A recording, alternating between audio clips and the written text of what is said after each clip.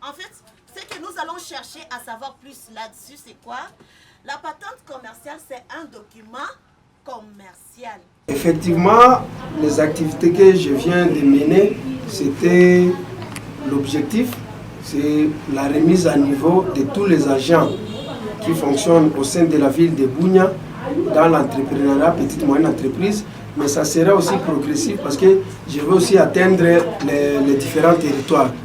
Donc comme objet, c'était la remise à niveau sur les plans administratifs et financiers, parce que vous savez, nous sommes là pour servir la nation, nous sommes là pour servir la province et ainsi que les ETD.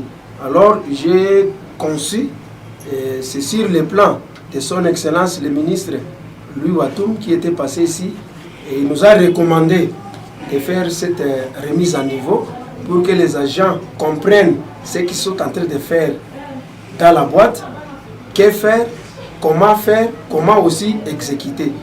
Voilà le constat, je l'ai conçu depuis l'année passée parce que j'ai vu sur le plan administratif, il y a des leçons, il y a des textes et des lois qu'on doit aussi inculquer dans le mental des agents pour qu'ils comprennent qu'est-ce qu'ils sont venus faire.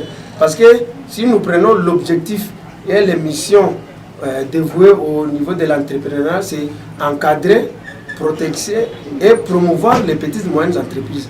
Alors les agents doivent avoir cette leçon-là dans leur mentalité avant d'exécuter sur terrain la perception, parce que la perception, c'est après avoir comprendre l'administration, c'est d'abord quoi? Qui est chef, qui n'est pas chef, qui est collaborateur, qui n'est pas collaborateur, qui est enquêteur, qui n'est pas enquêteur, selon l'organigramme de notre ministère.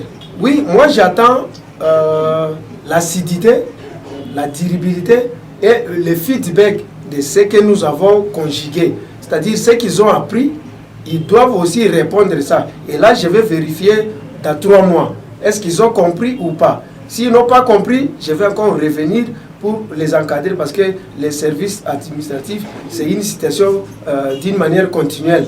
On doit toujours former, informer et on continue. Ça a porté sur d'abord l'administration. Comprendre qu'est-ce que c'est l'administration. Vous devez comprendre votre hiérarchie. Voilà, moi j'attends auprès des assujettis. D'abord je commence à dire ceci, il y a la FEC, il y a la FENAPEC et le COPEMECO. Ils doivent aussi nous aider. Parce que la sensibilisation, vous comprenez, c'est une phase qui est souvent, à chaque fois, c'est une phase qui est très longue. Je demande aussi à nos partenaires qui nous accompagnent, que je viens d'évoquer, qu'ils puissent aussi sensibiliser l'opérateur économique. Dès qu'un agent de l'EPMEA se présente devant une activité, parce que nous avons le secteur commercial, nous avons le secteur des services, nous avons le secteur artisanal. Quand un agent se présente, qu'il nous reçoive d'une bonne manière, qu'on travaille en franche collaboration et ça va aider notre province parce que la province a beaucoup de projets et nous sommes là comme des services techniques, nous devons les appuyer. Nous avons aussi l'ETD qui est la mairie, nous devons aussi les aider dès qu'il y a la maximisation de rester sur tout ça. Et nous devons avoir cette culture fiscale.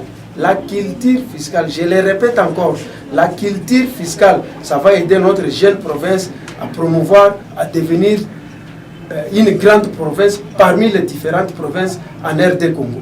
La personne qui ne comprend pas, la porte est grandement ouverte. La porte de la division provinciale de l'EPMEA Ituri est grandement ouverte. Vous venez, s'il y a des lacunes, vous venez, on parle. Comme étant un grand manager aussi, marketeur, n'ayez pas peur de moi. Je ne suis pas un sorcier, mais je suis un grand garçon.